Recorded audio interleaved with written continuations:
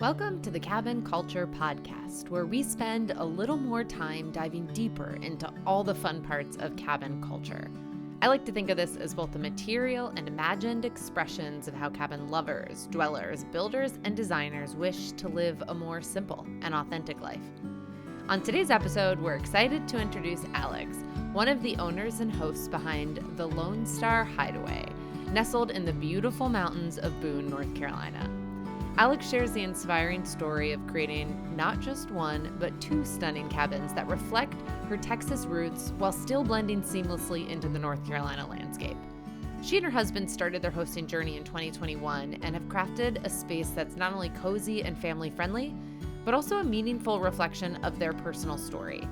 In this episode, Alex talks about the journey from renovating 5 homes to building their dreamy cabin retreat, the blend of Texas charm with Boone's mountain culture, and the thoughtfulness behind the vintage pieces that make their cabins truly one of a kind.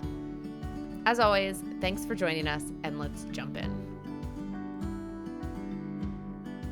I will admit, when I read your pre-interview and you said you were in the travel industry, that's such a broad category that I was very curious about what in the travel industry you did. Yeah. So actually, I started out after MBA. I went to get my MBA after business school. I actually started out in the beer industry, by the way. So that was my industry right out of college. So we can talk about that too. But after business school, I got hired with a travel technology company called Sabre. So they're known for many things, but primarily they're actually the technology that all airlines run on, unless they've built their system in-house, which some of them do. But reservation systems are just like very, very high complex systems. There's many components to it, like cargo, there's obviously routing, all the things. And so I worked e-commerce for them. So I was like a conduit kind of starting their booking systems. So like online booking and stuff is basically, that's how I started in travel technology, was learning all those systems and getting airlines to invest with Sabre.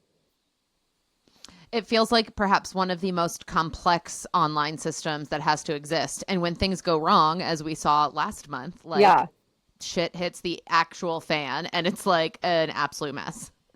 Yeah. And so it can be. And a lot of times, even those who work within the industry, like it's so convoluted, and it's also a lot of legacy system. So oftentimes, like what we were battling was people don't really understand. So there are so many in-house people who like don't even know what they're selling really.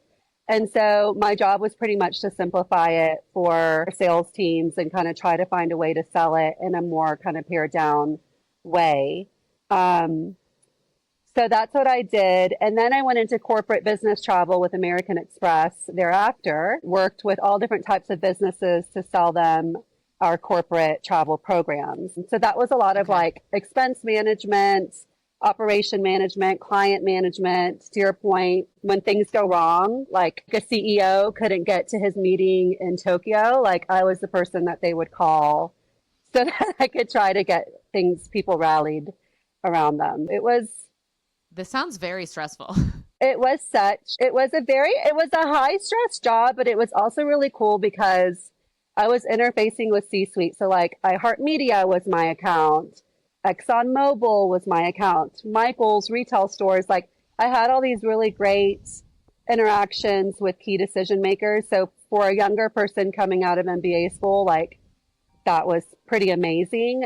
But there was always a fire. Our hands were always tied because in travel, like you can't control the weather, right? Or other horrible things that can go wrong. And so, yeah, it was a good job, but it was a lot for sure. Yeah. I feel like though that sets you up well to be a host, where there's this, like when I was in the startup world, I've talked about this before, but we used to call it opportunities to delight. Like when you're running a startup, you're like building the plane as you're flying. So like things are always going to go wrong. It's inevitable. But how do you interact with your users or your clients when things go wrong? And I loved when someone planted that seed of like, when something goes wrong, you need to think of it as an opportunity to delight them. So I'm thinking of this CEO who's like trying to get to Tokyo and all of a sudden they end up on the phone with you. They're like beyond stressed, but then they get Alex and suddenly you solve their problems and you have this unique opportunity to like make them into a loyal fan of American Express who like fixed this problem for them. It seems 100%. the same in hosting. Yeah, yeah, it's funny. I never really, we'll talk more about like the journey, but being in this all throughout college and high school, I worked in restaurants. Like I was in the service industry for so long. And so client management was always just supernatural for me. And that's actually what I did when I worked with Miller Coors. It was sales and client management. And so it's Yeah. all I've ever done. I think like the chicken and the egg scenario, I think my strengths just naturally play to that environment, right? And so that's just kind of naturally where I ended up and what I ended up doing. And it made me pretty effective. And I think what I've learned though here in the hosting industry is like people are here and they're in a happy place, right? And so you're not really putting out fires. Like, yeah, things come up here and there, but it's not like, it's just been so much more pleasant, honestly. It's a very different customer management experience for sure. I often wonder, and I think about this all the time, like if good hosting, because I'm often talking about how like I actually think the core of like any cabin business is just the hosting. It's like even if things like everything else can be overcome with good hosting. I think like that is my instinct, but I often wonder if it's something that you can teach or good host. Did you just have that in you, which is what led you then into customer service, which then led you into feeling like, oh, I could host guests at a cabin if we bought one. Or do you get the cabin and then you're like, oh, wow, I need to like figure out how to be a good host. And I feel like Yeah. it's the former, which is kind of what you just said. Yeah, yeah. I mean, I think you can certainly script, right? Like if you think about a restaurant, like you certainly can teach a waiter how to approach a table. I was always a host. I was the hostess. So I was never really like a waiter, but I do know in restaurant operations, like you can teach a script, right? But when it comes to just like that genuine, authentic heart for people, don't know if that can be taught. I think it's so interesting to see how differently people run their cabin or their hosting or their Airbnb business because it certainly runs the gamut. And I think that when you just naturally have what I would call like a servant's heart, right? Where you just are like, I want you to be comfortable, come into my home, all those things. Yes. I don't know. I think that's innately you. But I agree. But I don't think you cannot, but I feel like you could probably still be a successful host learning a script. You may not just be the memorable host that they're going to think about 5 years later. Like, oh my gosh, that was such a great Airbnb experience. They'll probably be happy, but yeah, so it may be a little bit of both. Yeah. And they may be more apt to remember the house, which could be amazing, and just not even remember the host's name. Or there could be an experience where they go and they're like, the house was amazing, but like Alex was truly what made our experience better, right? And those are just two different experiences, not inherently one better than the other, just it depends on what you're trying to create.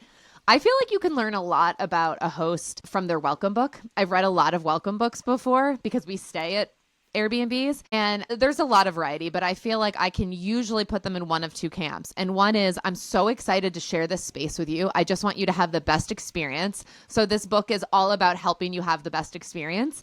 And then the second one is I'm sharing my space with you. You better be careful with it. Please don't do any of these. Right? I know, right? Like it's such a fine line. So, okay. So, and I've been excited. The overall tone. I've been so excited to chat with you because I honestly want to pick your brain on a couple of things, not to flip the interview, but what if you don't have a welcome book? Because I don't. I don't. This is fascinating. Okay. Yeah. I have questions about this. Yes. Does this not lead to you getting a lot of, I feel like a lot of people, their guidebook gets more and more detailed as they host longer because they get more and more questions and they're like, okay, I got to put that in the guidebook. I got to put that in the guidebook. Yeah. Do you get tons of questions from people? Okay. So like what I do instead, and I probably will now I'm like, all right, I probably need a guidebook. I don't know. I mean, it's come up maybe twice. I've had people be like, hey, just, great feedback for you. It would have been helpful if you had X. I have a PDF document that is a one pager. Actually, no, it's a 2-pager because it's like welcome, check in. And then the second page is like check out, house rules, tag us on social media, like that sort of thing. And so it's a PDF. I used Canva for it. So it's just a very quick hit type of a document, minimal reading. And it has the key notes like, our fireplace is propane, don't roast marshmallows in it. It's not gas law. You know what I mean? Like, it's not like a wood fireplace burning stove, which we've had people be like, hey, how do I light the fire? So it has like the key things, and then it has our rules, don't move furniture, and, keep your kids, like some sort of liability type verbiage in there, one-liners, because we have a loft space, a steep driveway, things like that. But it seems to do the just. Oh, and it tells them the things that we have and don't have so that they can pack accordingly. So I have the oils and spices, I have the clothes steamer, I have white, sound machine, I have a pack and play and high chair, things like that. And I don't know, I just felt almost like if I printed this out and I had a book in the house, will people really read it? Because oftentimes they don't even read the one pager, and we're DMing on Airbnb and I'm answering questions. I don't get loads of them because I try to kind of give them the info, like, as they check in. Hi, I'm checking in on you. How are things? Did y'all get in okay? Yeah. Side note, a couple of tips on the cabin, like that sort of thing. Yeah. I think it's so interesting because I have guests message us like weeks in advance of their stay with the detailed questions from the guidebook. They're like, okay, I've been sitting here reading the guide, and ours is like 40 pages long. Okay. Yeah. But I think what it is ours is primarily trip curation. Like, I'm a trip planner. So when I go with my husband or with my friends, I'm always the one responsible for the itinerary. So I literally have like a Google template that I use for every trip. And like, here are the restaurants. Here's a map where everything's located. So my thought was that my guidebook could be like that for guests so that they don't have to do any of it. But the problem is when you don't plan for a trip, you then end up waiting in an hour-long line for your place to eat dinner, or you can't find some place to eat and then someone's hungry and they get grumpy, right? So like, yeah, totally. I feel like, I don't know if this is why people read it so much, but I think when you put stuff in there that's like stuff they want to read, which is like about the trip, anticipation, oh, where are we going to get beers? Where are we going to eat dinner? Then totally. They're like reading it for themselves. And then in there we have like, oh, here's checkout time, here's when you check in, some of the house details. Sure. But they're reading it, I think, primarily for like, oh, I'm excited for this trip, what am I going to plan? I don't actually know. I'd be so curious to hear from guests, but that would be my instinct. Yeah, and that makes perfect sense. And especially in a town like Boone where so much shuts down, right? Sundays can be really tricky. Mondays are hard. Even going into Tuesday, a lot of restaurants are closed. So that actually did hit me recently. We do primarily have weekend bookings, so it hasn't really come about much, but this summer we've had more like week-long stay, like Monday through Friday. And that's when I realized, oh yeah, they're probably losing a lot. I mean, even being relatively a local at this point, I still get frustrated on a Tuesday when I'm like, oh, darn it.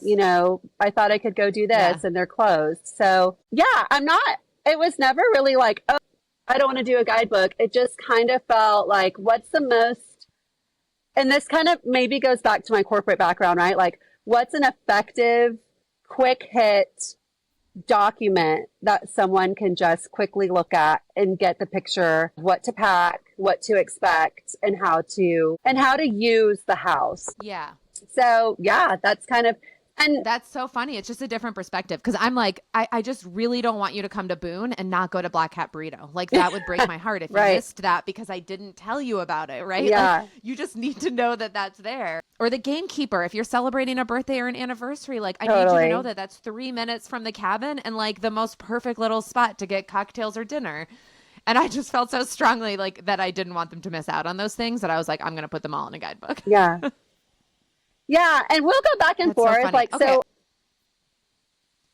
Oh no, go for it.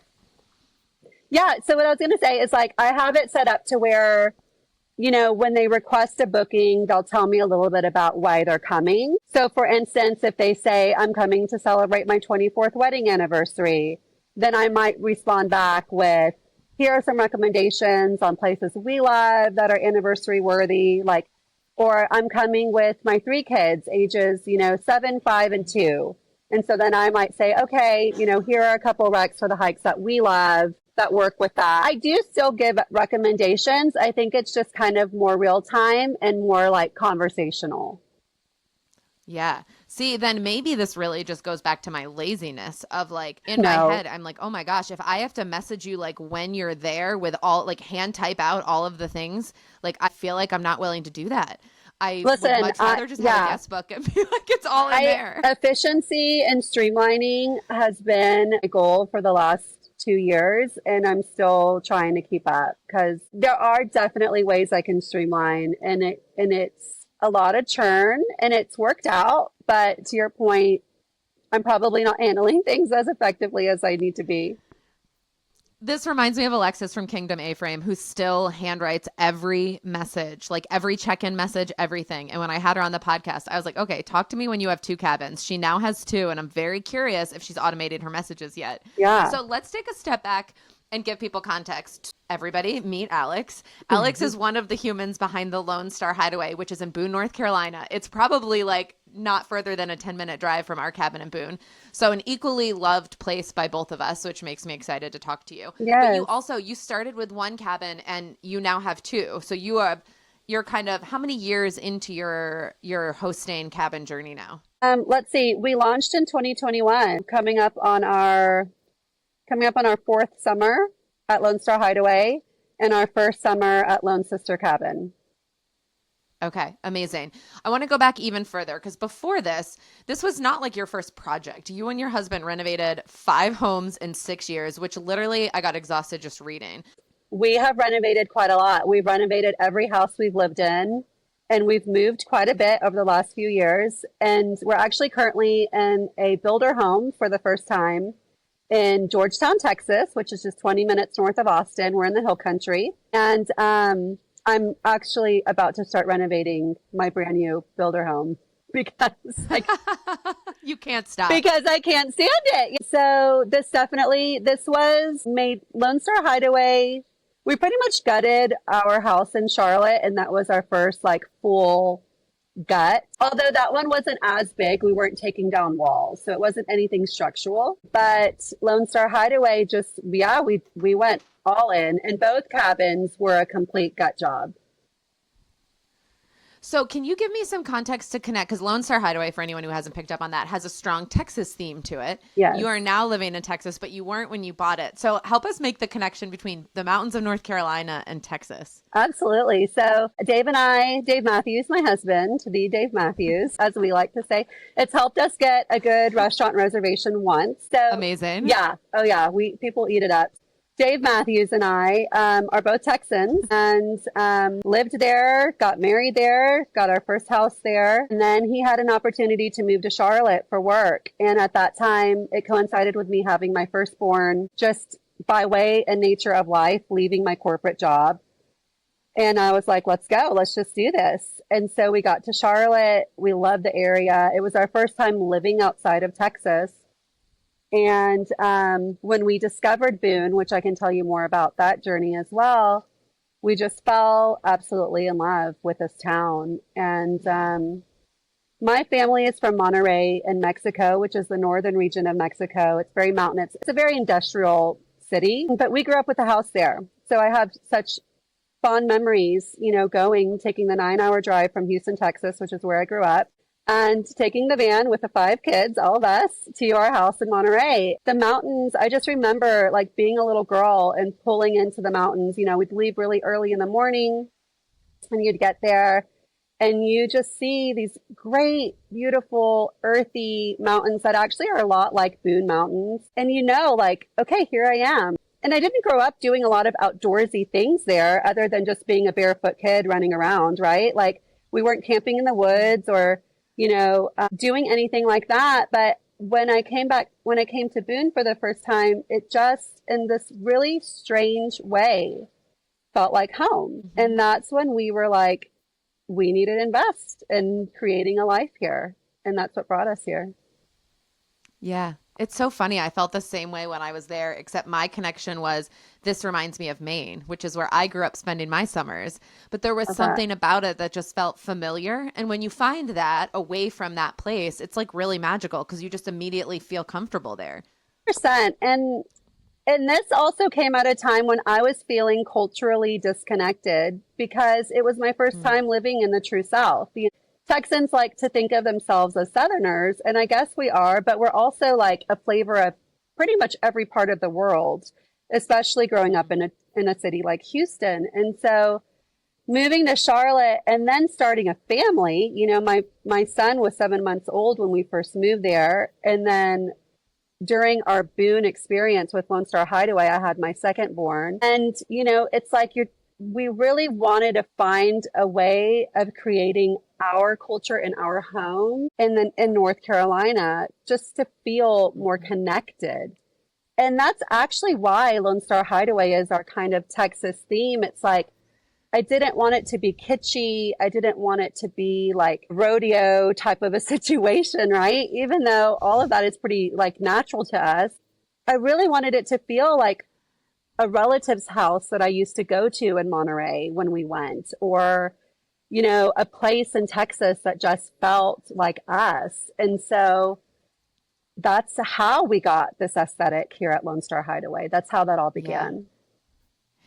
But I actually think that's really important in a place like Boone, because Boone is a place where short-term rentals have been a thing long before Airbnb. There were just companies like Blue Ridge Rentals who managed it for you. And I used to rent cabins for my friends back then before Airbnb, and you just went through like a company, right? But they were all very North Carolina mountain kitschy, right? Like, the rugs with bears on them, or the stuffed animal heads on the walls, like real animal heads, and like antler chandeliers. And like, I want to be clear, I did all of that in my cabin to begin with. I was like, this is what you do in Boone, and this is what I love about Boone. Yeah. But as the market gets more and more saturated, because once Airbnb, more people bought cabins and it was easier to rent them, there are a lot of cabins in Boone. And so one of the things I love about your place is that it has, you called it a Texas flavor. It has a different flavor than what you usually find in Boone, while still being very well done and upscale. So you described it as brand differentiation. Can you talk about whether that was just strategic or a love for home, or both?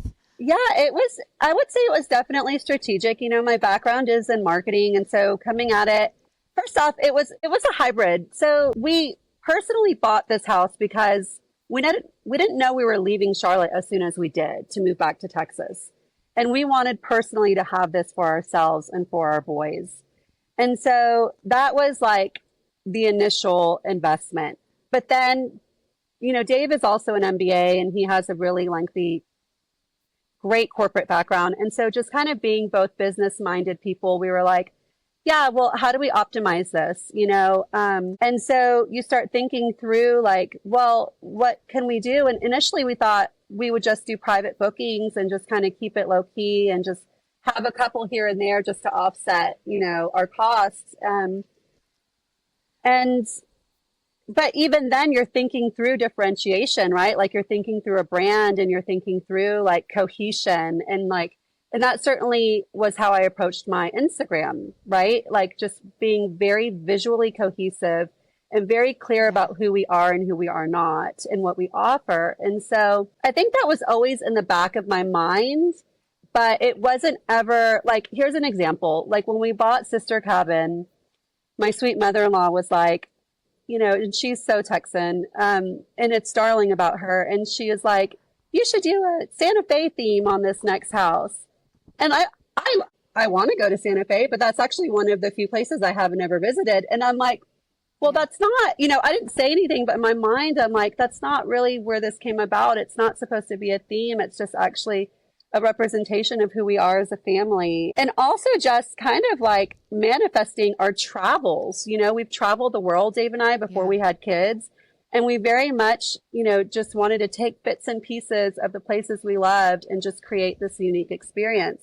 But all the while, we did still have top of mind of like, or at least I did, because I curated both houses, was like, I want this to be a differentiated experience, because I know that this market, there will be a time when it becomes saturated. There are going to be other amenities or offerings that other cabins have that we don't. So how do we set ourselves apart and just keep it to where I personally think it'd be really obvious at this point if anybody replicated what we've done, right? Like just aesthetically. And so I like that. Because it's so grounded in your preferences and what you love. I feel like it would be very hard for someone to replicate it. Yes. And I like that because I don't know if you've noticed, but it does feel like there's starting to be a lot of that in the area. It's kind of, I don't know. I wonder, like, part of it I get, and then part of it is also like, no, create your own unique space and your own unique thing. We don't need to, it's one thing to take inspiration, right? Like, we're all inspired by each other's cabins. And I certainly in my Pinterest have, other people's cabins in there. So inspiration is such a beautiful thing, but copying is just another. And that's something that I feel like I'm kind of seeing. Have you noticed that at all? Like in our area, that it's starting to just feel a little more, I don't want to say cookie cutter, but I certainly can see places where it's like, okay, this is so-and-so style, or this is like, I think it's inevitable because I do think you have such a knack for interior design, which is evident in your cabins, and we'll drop some photos in here. Thanks. I think I personally really struggle with that. I have a strong taste. I know what I like, but pulling it together into a room that isn't like too much. Actually, this room I had help of an interior designer. But like if you looked at my living room right now, you'd be like, what? Right. And that's because I'm just like, well, I like this thing and I like this thing. I'm going to throw them all in one room and it doesn't work, right?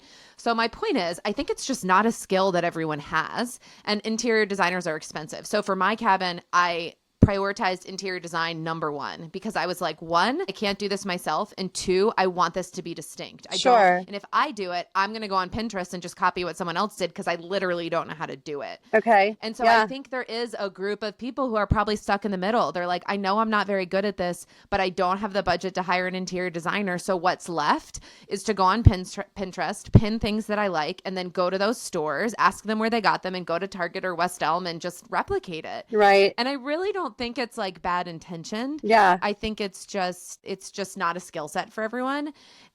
But I think it's really hard to be exceptional at creating a unique stay if you do it that way. I think you can do well and you can probably cover your expenses. I think it's really hard to stand out and do really well without putting your personality into it. Because I think that's what Airbnb is about. I think it's like we want to go stay at a place that is inspired by that person and not a hotel where every room looks the same. I think that's like what we're seeking.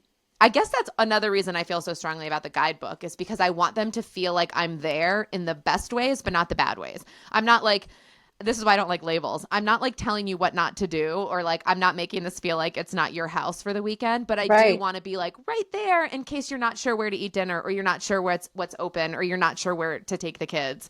I want to feel like I'm right there for that, because to me, that's what makes Airbnb different and better than traditional hospitality and hotels. I love that. If you're dreaming about a cabin build, or are in the midst of a build, or you just bought a place and are getting ready to host for the very first time, regardless of where you are, sometimes you just need a little help along the way. Shared experiences from someone who's been there, advice from someone who's learned a lot of lessons the hard way. That's me. Or a cheerleader as you finish up. All of these reasons are exactly why I started offering cabin consultations to our Instagram followers and friends who could use some specific one-on-one help. I can't promise to solve all your problems, but I can promise to be transparent about our build costs and process, our organization and project management systems, our favorite and least favorite tools for renting, how we market, and how we found ourselves with almost 80,000 Instagram followers and 100% occupancy in our first year of hosting at Cozy Rock. So if that sounds like it might help you, feel free to visit us at staycozycabin.com or on Instagram at Cozy Rock Cabin and sign up for a time to chat there. So that's what I like about your place, and what stood out even from the name. I was like, this is so different, that it is inspired clearly by her love of Texas, but it's still beautiful and fits right in here in the mountains of North Carolina, right? You can have both of those things. And I feel like I get an idea of who you are through your house. Thank you. And it's been fun. I mean, we've had Texans who come and stay and they're like, oh my gosh, I feel right at home. Like they just, like transplants like us who are now, on the East Coast. And I've even had people from Texas who travel all the way out here for vacation. And they're like, we love this. And then we have other people who are not familiar, like maybe they haven't traveled to Mexico or Texas, and they come and stay and they're like, this is just so cool and it's so different than anything we've stayed. So it certainly has been a full part of the experience for sure. Yeah. I do want to pick your brain a little bit on interior design for those people who really want to create a space that reflects them, but like me, feel like they might not have the skill set. One of the things I love is that a lot of yours is done with vintage furniture, which I think is a real easy way to inject more personality, because whatever you pick literally cannot be replicated because you found it. It's like one of a kind. But designing with vintage furniture is hard because you can't just go to a catalog and pick stuff out. How did you approach that with your cabin? And what tips do you have for other people? Yeah, what a great question. So I also want to just say, curating and creating Lonestar Hideaway, even though we had done renovations in the past, this definitely opened, this was a big creative outlet and like learning experience for me too. So I didn't start this thinking, oh my gosh, I'm so good at design. I just kind of fell into it and then realized like, oh wow, this all really came together. And I did ask for help here and there. Like Lauren from Hillside House, she helped with a paint palette. I hired her for that. Mustard Seed, I hired them for the color theory at Lone Sister. Love them. Yes, love them. And paint's not my thing. My gosh, looking at like 50 different whites, I'm like, I can't do this. It's also in defense of like, I'm not like, I can do some things naturally and other things not. And that's when I asked for help. Right. And so, when it comes down to vintage, to answer your question about vintage, that was just like a whole new learning because North Carolina has just such great stuff, like it's the furniture capital. Yes. There's so much wonderful stuff just floating around that you can buy secondhand that you can't. Like the vintage market in Texas, now that I'm back, I'm like, oh my gosh, this feels so different in comparison. For Lonestar Hideaway, I found there's vintage furniture dealers pretty much in every city that you can find.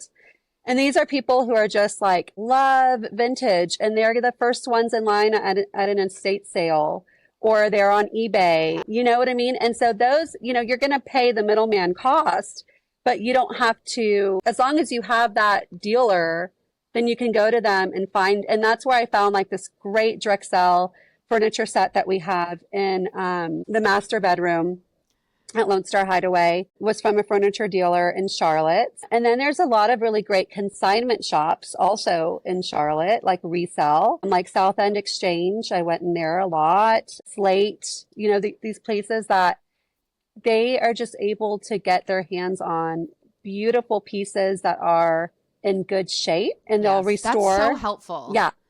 Yeah. Oh yeah. Because, like, in Texas, actually, I do some estate sale shopping. Like, I think I'll like seasonally kind of get really into it. And I have found some. It's so fun. It's so fun. Oh my gosh. It's so fun. It's so crazy too. It's like, it's definitely its own thing because people go nuts. They wait in line for like an hour and then they go in there and they're like pushing each other down. I mean, it's the best. And you could find nothing, or you could find like thousands of dollars worth of stuff for like hundreds of dollars. It's crazy. 100%. Which is why, to your point, the middleman can be really helpful, because unless you like live for that and that is your weekend hobby, it is hard to do that if you have kids or you have other things going on. And so having someone doing that hard work, it might be worth paying a little bit extra to still get cool vintage stuff and not have to like wait in line at an estate sale. It's true. Yeah, it's true. Lone Sister, so, and then let's also like take timing into perspective. In 2020 is when we were renovating and sourcing for Lonestar Hideaway. So nobody was having estate sales. Like I wasn't able to really do anything like that, right? Whereas Lone Sister, we do have some of our key pieces in there are from estate sales, like the great little Turkish rug that we have in the bathroom. That's from an estate sale in Dallas that I found. Really cool pieces of pottery. Those are from estate sales. So yeah, it's almost like you do have to do the work to collect, right? Like you're still sourcing and reaching out to people and looking online on Instagram feeds, but some of it isn't totally heavy lifting if you know the right kind of vintage dealers. That's right. And that was all really good advice, because I think a lot of people lost your audio. I can't hear you. Okay. What about now? There you are. Okay. I just had to take my AirPods out because Yeah, they died on me. no worries. I think that's really helpful for people who've never done vintage before. But for anyone who's like, I don't know how to make my place unique, so I'm just going to go to Target and get stuff there. I feel Yeah. like even just a couple signature vintage pieces, even if it's like, okay, I'm going to look for a couch and one cool statement light and I'm Hmm. going to do it vintage. That is enough, I think, to really inject and just say like whichever ones I like. And then everything else can be designed around that. But I think even that's enough to give your place something different that is truly yours and like put your mark on it, even if that's not your strength. Yeah. And I also think it makes it feel like home because in our homes, not everything is just, brand new, right? So our homes, we have the Yes. pieces that we've had forever, or we have a grandmother's, piece of pottery or dishes or whatever. We have, all these collected pieces. And so I think that's also what makes an Airbnb feel more cozy and like home is having just a well collected combination of high and low, right? And new and lived in. And I think that's where just kind of like that energy just really comes from. Yeah. One of the things that I love that you said in the pre-interview, we always ask the question of like, what is cabin culture to you? And it's always really insightful as to like what drew people to cabins and what's different. And you said you described cabin culture as cozy home design. And that resonated so deeply with me because I feel like as a kid growing up, we never really went to cabins, but I was always drawn to like designing cabins. And even like when I was in college, I remember going to IKEA and like buying as much as I could to make my dorm room feel cozy. That was always like what I was like searching Yeah. for. And when I read that, I was like, maybe that's really where cabin culture started for me. I was like, it wasn't about the cabin, it was about the coziness of a space that just made you feel safe and comfortable. And maybe it's about that and not actually being a cabin, but like having that like warmth around you. I think so too. And I think, and I thought about that question a lot too. I was actually talking to Dave about it last night. Like what is cabin culture? Because I'm, doing my interview prep mentally and and it's so much like what makes us feel cozy, right? It's like that energy and that connection to texture, materials, wood, fire, the elements, right? And so you don't, yeah, I mean, I don't know. I probably shouldn't say this because I'm biased. I'm not like a beach person. But like if you take a comparison, everyone says mountains or the beach, mountains or the beach. It's like, cabin, it's sensory. It's like full sensory. Mm-hmm. It's scent. Like a wooded cabin, you're going to smell pine from the walls. We get so much moisture in Boone. So our cabin has like an earthy scent from just the air and the dirt and the water. It's even something where we pull up after traveling in from Texas and my boys are like, smells like the mountains. Like it's just I a know it really right? does. Right. It's a full sensory experience. And so cozy is, yeah, I think when you just feel it inside. And to your point, it makes you feel good. The beauty Yeah. of the cabin life is that you don't need anything else. Like we live these really fast paced lives, or if you're in a city, maybe it's, focus is on just like highly material things, right? Like worldly things. And you're moving so fast and your calendars are packed and you're doing all the things. Yes. And when you think about cabin life, it's none of that. Like we joke, like it's mountain time, right? Like time just slips away and you don't need much. Like 1,000 square feet, 800 square feet, 500, That's whatever it it. is, that's it.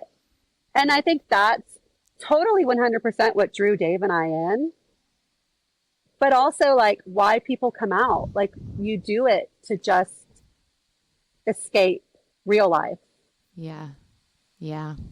Yeah, it's so funny. I'm going to a cabin tonight, the Shack in Basie, Virginia. It came up super last minute. I'm meeting my best friend from DC there. And from the Fun. minute that I confirmed it, I've been feeling this like the franticness of my day to day, but like, okay, but Friday will be Hmm. slower. I'm still going Yeah. to work there, but I intentionally didn't schedule any meetings because I'm like, I'm going to be off site.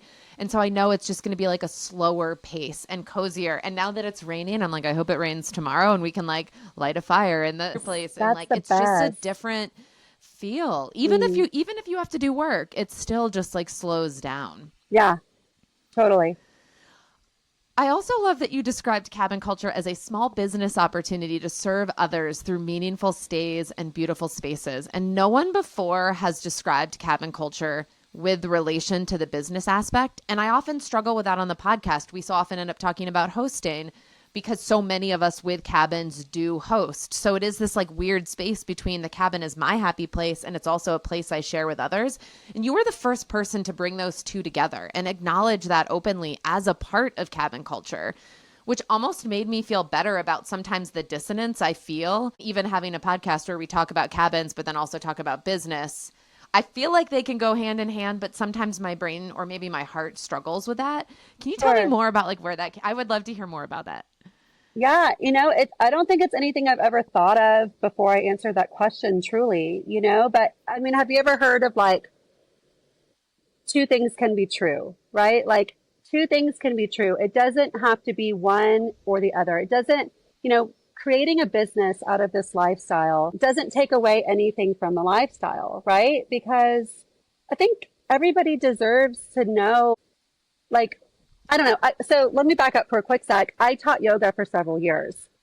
So the yogi mentality is very much about healing and strengthening and letting go, like honoring that perspective while also changing it, right? And so I think when you think of that in terms of like, what is this experience that we've created through a cabin? How do we make a business out of it? It's really just like sharing this with others who really need it. And they Yes. need a place of reprieve. They need a place of healing. They need a place of celebration. I think it's okay to know that that's also a business. It's like two things can be true. We Yeah. can serve others wholeheartedly while also, building our financial wealth and, strengthening our real estate investment and doing those things. I think it's perfectly okay for it both to be true. Yeah. I love that. That's beautifully said. And I feel like, wouldn't it almost be a waste if we created these beautiful spaces for ourselves and then just let them sit empty whenever we weren't there, which is kind of what Yes. second homes used to be, right? Like, Yes. I think it's why I like Airbnb so much is because it made this idea of a second home more accessible to your average middle class American, as opposed, or even now, like I mean, it's like an actual opportunity to increase generational wealth or like income streams, things like that. But before it was only rich people and they would have these second homes and they would just sit empty when they weren't there. And Yes. that kind of reeks of privilege. And that is when we found out we were moving back to Texas sooner than we thought. We literally, it was months into finishing this renovation and getting everything situated. We were like, oh, we're gonna be able, to just keep coming. We were doing 4 days in Boone, 3 days in Charlotte. So I thought this, we put so much heart and money into this renovation and it's so beautiful. And what a waste it would be to just let it sit. I don't, I'm not, I hate waste. I'm the person who there's like, you know, a tiny little bitty piece of cake left and I take it home, or like one slice of pizza that's half eaten and I'm like, one of my kids are going to eat that. Like, Yeah. we're getting the box. I don't like waste. It doesn't mean I'm not a consumer. I'm a high consumer, but I also don't like waste. And so to your point, it just feels like a shame, like something so great just sitting and people not coming in. And I also really believe that homes carry so much energy. It's actually what has helped me pick the homes I've chosen for us to live in, is just the energy that I feel. This is like the yogi in me again, like, very spiritual about that, is like sharing these homes. I truly feel like when I come back to Lonestar Hideaway or I go into Sister Cabin, I feel an energy, and that energy isn't just from us, it's from all these people and these families and these sweet, Yeah. precious children. And, the mom and the dad who come with the grandparents and their, 3 generations we've Yeah. had. And Yes. it's like, it's just such a cool thing. And I think that's what homes are about. And like, even our home that I grew up, I said we had a second home in Monterey. My grandfather lived there. So it was like my dad bought it. My grandfather was living in it. So the example was never just like, here's an empty space that we can go to, and if that works for some, that's their thing. Like, I'm honestly not thinking about that. But for me, it's just like, no, I want to share this. And Yeah. then going back to your point about making a business out of it, it's like, well, yeah, I'm going to share it. And I'm also going to continue to build on what I've put into it financially, you know? Yeah. Yeah. Yeah.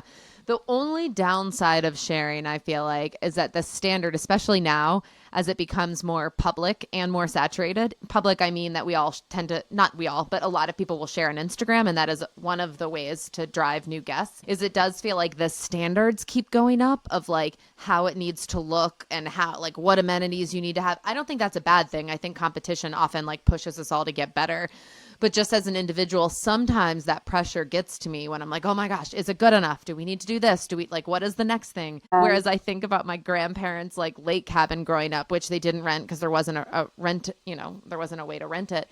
And it was so rustic and fun, right? Because they didn't have a ton of money. They weren't like super privileged with a nice second home. So it was this like, you know, one bathroom, like you all squeeze into it, family camp. And there was something to the culture of that was nice, of like you had to go get water from down the street where there was a well, and you had to like all of those things, you know. And when you rent and it is a business, there does become more of this pressure of like you are probably decorating in a way that you might not for your own place because you want to make everyone comfortable, or you might have 54 board games instead of the 2 that you prefer because you want to make sure that everyone has a game they like. Right. Like that's the only part that I think sometimes gets hard for me, of like, is it enough? Is it enough? That's like always the question. Is it enough? Yeah. And that's hard. I would say just remember that sometimes what you don't have is as valuable as what you do, you know, like, and going back to our, just like the cabin culture is like, you know, there's just going to be things that we don't have, and that's okay. And it's like embracing just this slower, different way of life. And like an example, a hard example, which I also wanted to pick your brain about because this just recently came up. I don't have a microwave at both cabins. Okay. So I have had homes in the past where I literally have gone years with no microwave. And then we're in a builder home. So we have a microwave right now. I'm not anti-microwave, but I kind of am. To be honest, actually, I'm kind of anti-microwave. And so I never wanted to buy one for one reason mainly. I'm afraid, going back to scent, I'm very sensitive to scent. And my worst nightmare is like somebody burns popcorn or like reheats something from either speckled trout nachos or whatever. And then I have a same day turn. The best. I have a same day turn, which I don't do often, but here's my like worst case scenario with microwaves and why I'm like neurotic about this. It's like, what if somebody microwaves something that's like really smelly and then that scent doesn't lift and then somebody else comes in? Yeah. So I don't have a microwave. Things that guests don't think about. Things that guests don't think about. And also, it's like, you don't need a microwave. Just heat it up in the oven or heat it up in the stove. Like, we don't need one. It's okay. And so It's come up a couple times. It tends to come up when somebody with like 3 to 4 children stays, which as a mom, I totally get that. Like, you got to reheat your coffee because you didn't even get that first sip, like that sort of thing, you know? So like, I get that. And Dave is like, he's constantly, almost every month, like, Alex, just get a microwave. Alex, come on. And I'm like, but we don't need it. It's like, you're going to be fine. It's 3 to 4 days. Like, you don't need the microwave. So I don't know. I feel like, to your point, we all want it to be, is this enough? Are you satisfied? Is it pretty enough? Are you comfortable enough? Are the sheets soft enough? But also, I think sometimes what you're not offering can be part of the experience, and it can just open somebody up to like some sort of awakening of like, you know what, I actually didn't need that. That's fine. Yeah. You know? Oh my gosh, I love this mindset shift so much because we did the same thing with a TV. We intentionally don't have a TV. And now I'm thinking about the microwave, and I have a microwave at every one of my places because it's just who I am, right? Like, I'm just a little bit lazy. I don't love cooking. So I'm just going to throw in like a vegan chicken patty and there's my lunch and we're good to go, right? So I didn't even think once, of course there's going to be a microwave. But now that I'm thinking about going to your place without one, what does that force me to do? Perhaps I will have to prepare a meal for myself. Is that a bad thing? It's not what I would normally do, but that forces me to slow down and maybe enjoy an experience that I wouldn't have otherwise enjoyed. And I kind of love that your omission of a microwave then pushes people towards an experience they wouldn't otherwise have. Well, that makes me feel better because I'm like, maybe I do. Do I need the microwave? I don't know, but I've stayed strong. I've held to the and so going back to that one pager, I do prepare people for that. So I say, We do not have a microwave. We do not have an ice maker in our fridge, But listen, we've got a great milk frother, and you're going to have, local coffee that I'm providing for you. You're going to get Yeah. sick boy as soon as you check in. So, hopefully we're offsetting the absence of convenience in some way. I really like this. It's making me think about so many things. Like I almost didn't put a coffee maker in Cozy Rock because I love the process of pour over when I'm at the cabin. Yes. On like a weekday morning at home, I'm setting that the night before. I'm rushing out the door with it. But at the cabin, I really like the process of pour over. Eventually, I ended up getting a coffee maker because I'm like, not everyone knows how to make pour over, and will that be a barrier to them enjoying their coffee, et cetera, et cetera. So we have a coffee maker. Yeah. But it's the same idea. That would have been a reflection of my personality, which is I think the cabin is better enjoyed with pour over. 100%. So I'm going to actually like push you towards that experience. Yeah. If you don't know how to make it, I'm going to describe it in the guest book, maybe put a little QR code with a video that will show you how to do it. Like I will help you have that experience. Okay, so this goes back to, I think, this idea of like differentiating your space. It's not just interior design. It's also about like, what are you providing and what are you not providing? That can reflect you too. I love this. Good. Yeah. Yeah, it can, and it's like, another way we've done that at Lonestar Hideaway, because I wanted this to be so going back to kind of like the vision, we've traveled a lot before kids, and then you start having kids, and innately it is harder to travel with them because there's just more stuff. There's more that can go wrong, et cetera. And I always felt like, just because we have kids, like we don't need to dumb down our trips. I don't need to just like, it doesn't, like, I still want to stay somewhere beautiful. I still want to go do something fun. And so with the design of Lonestar Hideaway, like I wanted this to be a beautiful, hip, stylish place for young families so that mom and dad still feel like, hey, this is really cool, but we've got our kids and it's fine and it's safe, And so some of the ways I did that is like our living room is an outdoor, in our living room, we have an outdoor rug because I'm like, well, duh, there's going to be spills, right? Like there's going to be crumbs. Like I need something that is going to hold up. Or like our leather couches. Yes, it feels very Texan. Yes. But really, it's because someone's we have a couple of new beautiful little ink spots that I'm sure someone's child grabbed a pen, and I'm not loving that, but hey, it's going to come with the territory. And so I always joke, I'm shocked that nobody's tried coloring on the wallpaper in the bunk room, because to me, like that would just be like a really great opportunity to get artistic. Yep. Hasn't happened that I know about. Thank the Lord for washable Crayola crayons. But it's just thinking through, what are you going to need and how can I help you as a mom who gets it, who's like, I don't want to pack the travel crib. I don't want to have to think through, all the books, like toys. We have a lot of that. It's not like they come and they get 20 different toys to choose from, but it's things that were very thoughtfully selected to keep kids busy and happy. Yeah. And then also, side note, like going back to your point about TV, I love a great, movie night on the couch in a cabin, but like go outside. That's why you're here. Our property really lends itself to that. I published 10 acres, but it's roughly close to 12. And we're on a dead end private road. So I love hearing stories of families that tell me like, oh, we loved our nightly walks. We just walked the property, or the kids went around finding rocks and collecting mushrooms and just things that they sourced from the ground, or made little, like fairy gardens with the moss. And that's also, what it's about. My kids, it's all about like what kind of critters they can find, the worms and it's been Critter City this summer. All this rain we've gotten. Oh my gosh. Yes. Especially the last month, so much. Although I will say at our family-friendly cabins, 2 of the 3, we have multiple TVs. So like, I feel like I'm not against it. And this is where like curating experiences, when there are family there, it's like we have TVs, and then we invested in a vintage Super Nintendo. Because I was like, this would be cool and novel for kids who've never heard of it. But for couples, I was like, I think the omission of a TV and the addition of a really well-curated bookshelf. Robbie, I lost her again. Yeah.